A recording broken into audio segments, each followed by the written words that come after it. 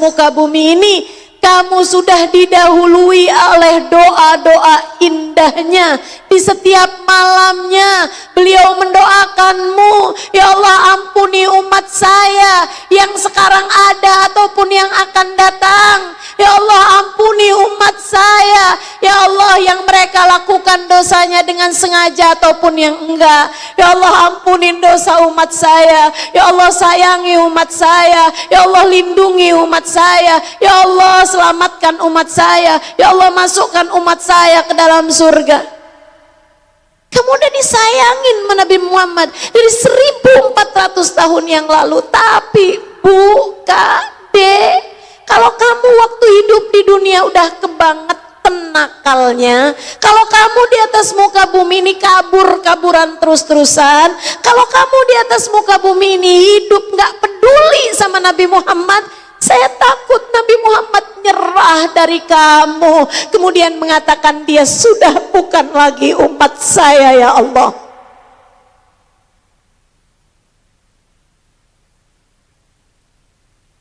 Kamu dipecat dari umatnya Nabi Muhammad. Kamu diusir dari kehadiratnya Nabi Muhammad. Dan berapa banyak yang kayak begitu, banyak yang kayak begitu, banyak yang kayak begitu, banyak. Guru saya Sayyidil Habib Umar bin Hafid mengatakan ada banyak orang hidup di antara umat Islam, mati di antara umat Islam, dikuburin di pekuburan umat Islam, dikafanin sebelumnya pakai kafannya umat Islam, disolatin di masjidnya umat Islam ketika meninggal dunia, tapi ia dibangkitkan tidak sebagai umat Islam. Kenapa? Karena dia memilih jalan selain jalannya Nabi Muhammad. Kenapa? Karena dia lebih tertarik sama yang bukan dari Nabi Muhammad. Dek, kalau kamu seneng mengidolakan opa-opa Korea, ada yang begitu? Mana orangnya?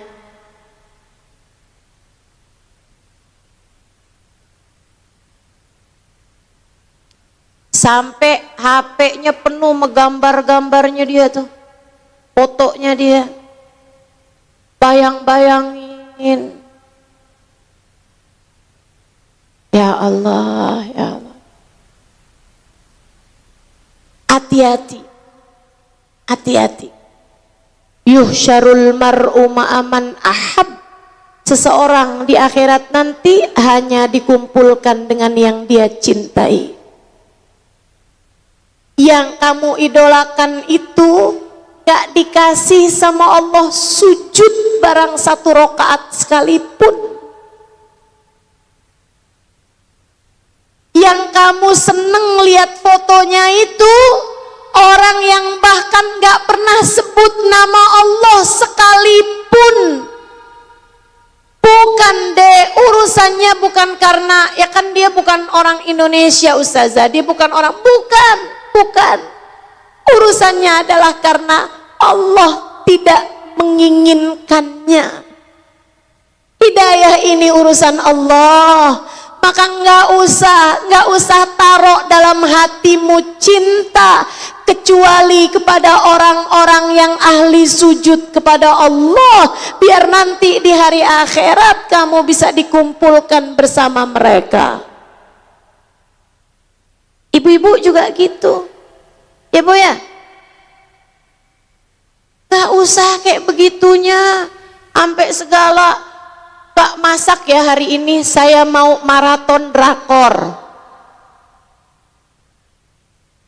Ada yang begitu di sini? Mana orangnya coba?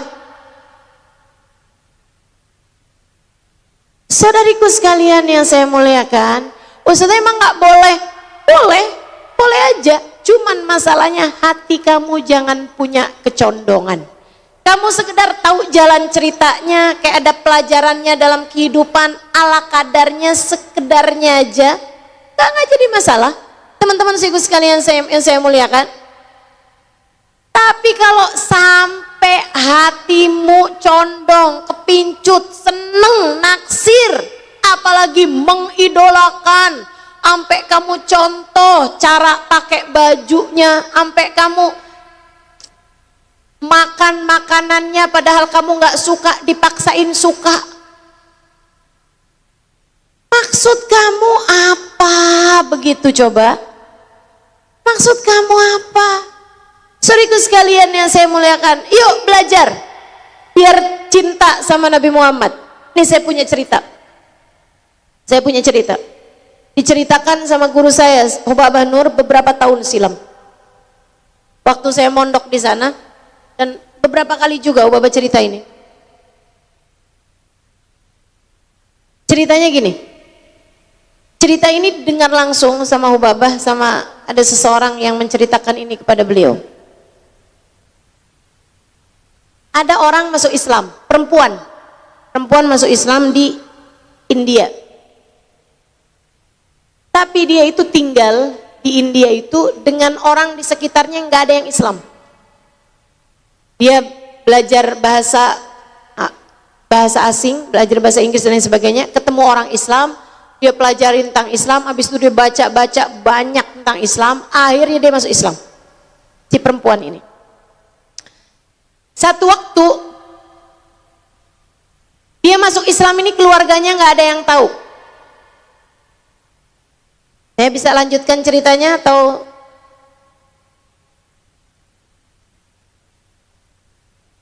dia masuk Islam keluarganya nggak ada yang tahu. Akhirnya dia kena sakit, kena kanker, udah stadiumnya udah berat, sampai dokter bilang kayak nggak bakalan sembuh gitu. Di hari-hari terakhir hidupnya, karena dia Islam, dia takut diperlakukan jenazahnya nggak sesuai dengan ajaran Islam, tapi keluarganya nggak ada yang tahu dia Islam. Jadi dia bilang begini sama keluarganya, boleh nggak saya minta tolong panggilin Fulan bin Fulan yang tinggal di sana itu, satu-satunya orang Arab, orang Islam di kampungnya dia, karena dia aslinya orang Arab. Dia ada orang Arab hijrah ke sana, punya toko ini apa di situ, orang Islam tinggal di kampung dia. Orang-orang ngelihatnya, oh pesen terakhir nih, orang mau mati punya pesen kan mesti dilaksanakan gitu. Jadi dipanggil tuh orang tetangganya yang Islam tadi itu. Begitu masuk di ruang rumah sakit, dia bilang, saya ini orang Islam. Oh, agama kamu Islam? Iya, tapi keluarga saya nggak ada yang tahu. Jadi saya mau minta tolong sama kamu, ini pesan saya. Kasih duit sama dia, orang laki-laki ini. Kalau saya meninggal dunia, saya udah pesen sama keluarga saya, langsung dikuburin aja, gak usah bakar. Saya bilang sama mereka, bakar jenazah kan mahal. Saya minta tolong sama kamu, kalau udah waktunya malam, tolong gali saya, kubur saya ini tolong gali. Saya minta sama kamu duit ini tolong beliin kafan, beliin kain putih, tolong saya mandikan saya, kafani saya, kuburkan, sholatkan saya, kemudian kuburkan saya kembali di sini. Saya kepengen jenazah saya diperlakukan seperti jenazahnya orang Islam. Baik kalau begitu, kata laki-laki ini. Dia ambil duitnya, beliin sama dia kain kafan. Siap-siap. Meninggal si perempuan ini. Dia pergi ikutan nguburin jenazah, kasih tanda tuh kuburan, oh dekatnya pohon ini udah. Malam harinya dipergiin tuh kuburan yang memang masih basah itu. Lihat kanan kiri nggak ada orang, tengah malam dimulai tuh gali tuh kuburan. Ambil jenazahnya, ternyata jenazahnya udah pakai kain kafan. Heran dia, wah kok pakai kain kafan ini?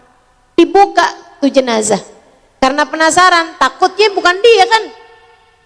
Dibuka jenazahnya, ternyata beneran yang di dalam jenazah bukan perempuan itu, melainkan seorang laki-laki berewokan, ada tai lalatnya di bagian pipinya sebelah kiri dan seterusnya. Dilihat, loh kok ini bukan perempuan yang itu nih, kok ini udah berkafan ini. Dia kaget, dia juga panik. Akhirnya dia mikir, ya udah deh buat jadi penanda. Kain kafan itu kan beberapa potong gitu ya, dia ikat lagi tuh jenazah, dimasukkan lagi ke situ, tapi kain kafan yang paling luar dibawa sama dia, kuburin lagi tuh jenazah. Si kain kafan itu, kain kafannya si laki-laki ini nih, tahun itu kebetulan dia haji, dia pergi haji, dibawa tuh kain kafan sama dia, dibawa pergi haji. Kain kafan bukan kain kafannya perempuan itu, bukan.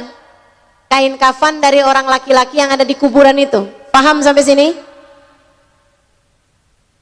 Dia tawaf, dia bawa tuh kain, dia sa'i, dia bawa tuh kain sambil dia mikir, ya Allah, saya ini pengen melaksanakan amanat dari teman saya perempuan itu, ya Allah. Saya udah nerima duitnya tapi saya nggak bisa jalanin amanatnya, ya Allah. Gimana cara saya ini mau melaksanakan amanat perempuan ini, ya Allah, kasih tahu saya petunjuknya, ya Allah. Dia kayak rentek aja hatinya, terbersit dalam pikirannya, pokoknya kemana-mana dia bawa tuh kain kafan itu.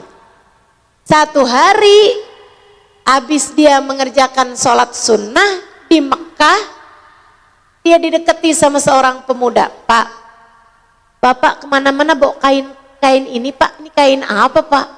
Oh, ini kain kafan. Oh, Pak, jarang loh Pak yang pakai kain kafan ini. Tapi ini adalah kain kafan waktu saya nguburin bapak saya. Wah, jangan-jangan ini petunjuk. Bapak kamu meninggal kapan? Tanggal sekian, bulan sekian. Di hari yang sama dengan meninggalnya perempuan itu. Wah, bener lagi nih. Bapak kamu dimakamkan di mana? Di sini Pak, di Mekah, di Hajun, dekat pekuburannya Sayyidah Khadijah. Wah, jangan-jangan nih. Jangan-jangan apa Pak? Dia bilang jadi begini. Dia pun cerita urusan temennya perempuan yang meninggal di India itu tadi, di sebuah kampung di India. Mengamanatkan dia uang untuk disolatkan, di kafan dan seterusnya. Wah, jangan-jangan ya Pak, yuk kita lihat kuburan bapak saya. Bapak kamu orangnya kayak apa? Tunggu dulu nih, saya bilang dulu aja ya, bapak kamu orangnya kayak apa? Ya silakan Pak. Bapak kamu ada jenggotnya di sini, ada tai lalatnya di sini. Itu dia bapak saya Pak. Kalau gitu mari kita lihat. Bu, maka digalilah kuburan bapaknya, dan ternyata yang ada di kuburan bapaknya di Mekah, di Hajun, adalah wanita yang meninggal dunia di India. Ya seneng dong. Alhamdulillah saya bisa melaksanakan amanat teman saya ini. Dibeliin kain kafan di Mekah, habis itu dimandikan di Masjidil Haram, habis itu disolatkan bersama dengan jenazah-jenazah yang lain di Masjidil Haram, habis itu dikuburkan kembali di tempat yang tadi itu, yaitu di Hajun, di Ma'la, teman-teman sekalian, di Mekah, kuburan Mekah, dekat dengan makamnya Sayyidah Khadijah. Kenapa? Karena hatinya cintanya kepada Sayyidah Khadijah, hatinya cintanya kepada Allah dan Rasulnya luar biasa besarnya. Maka meskipun dia tinggal di India, di kampung yang gak ada orang Islamnya, Allah pindahkan jenazahnya.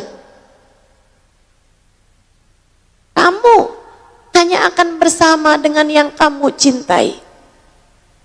Yang kesian tuh laki-laki.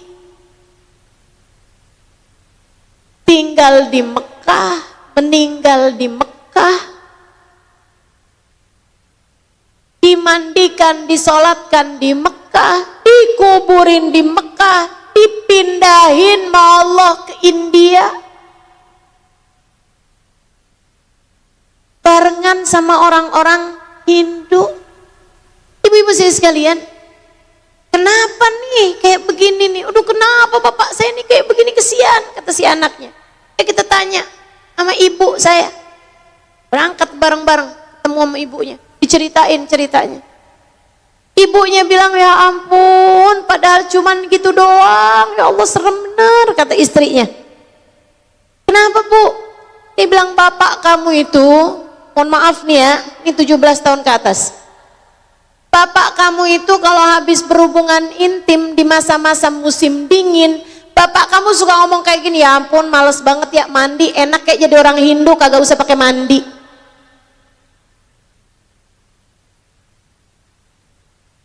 Banyak tuh diantara mereka tuh yang kalau mandinya itu ada yang setahun sekali, ada yang 6 bulan sekali, apalagi kaum syik gitu ya, potong rambut nggak boleh, mandi nggak boleh gitu. Teman-teman sekalian, dia bilang enak nih ya yang jadi orang Hindu nggak usah pakai mandi kalau habis beginian. Bu, dia bahkan tidak mengidolakan seseorang, dia hanya menganggap ajaran satu agama kayak buat dia itu lebih menarik daripada ajaran agama Islam.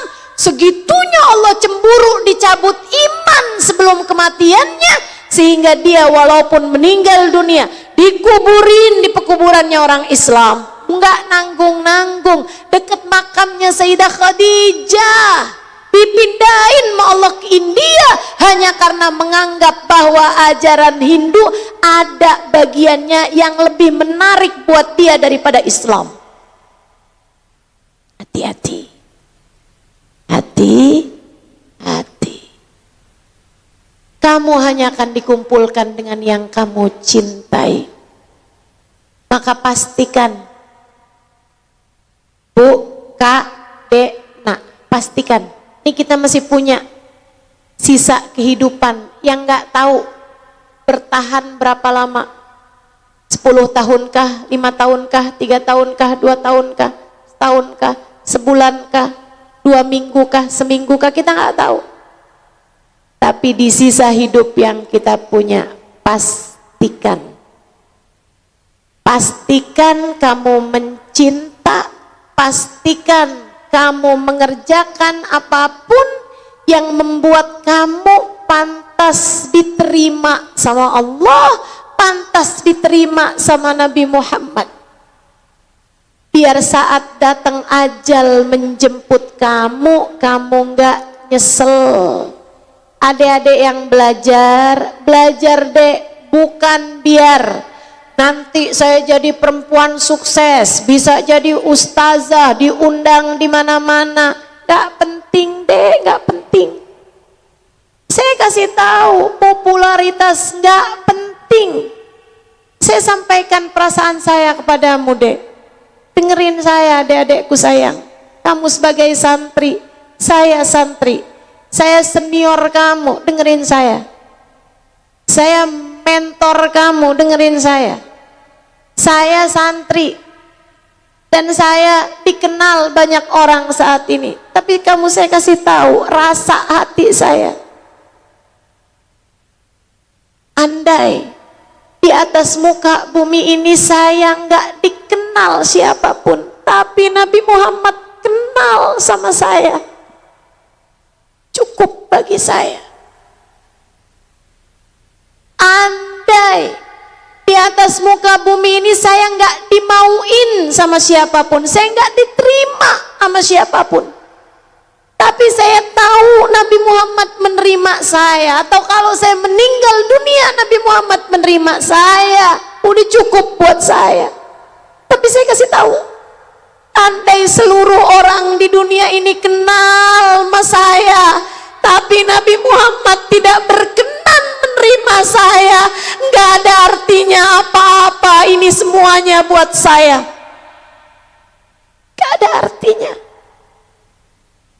Gak ada artinya. Kalau Allah gak nerima saya, Nabi Muhammad gak nerima saya, gak ada artinya apa-apa. Maka kamu belajar yang benar. Jangan punya niatan duniawi, gak usah. Dunia bentaran lagi kamu tinggalin. Tenang, tenang. Dunia kamu usahain, kamu gak usahain, yang tertulis rezeki bagi kamu pasti akan sampai padamu. Tenang. Dunia mah gitu. Kamu mau, kamu gak mau, kalau waktunya dikasih, kasih juga. Kamu udah usahain kayak apapun, kalau bukan rezekimu gak akan sampai sama kamu. Itu urusan dunia mah kayak gitu deh. Tenang aja. Yang kamu perlu pikirin bukan dunia deh. Yang kamu perlu pikirin, apakah Allah nerima kamu apa enggak? Apakah Nabi Muhammad terima kamu apa enggak? Maka belajarlah karena Allah, hafalkan karena Allah, ibadah karena Allah, kamu baca kitab karena Allah, kamu mendengarkan kajian karena Allah.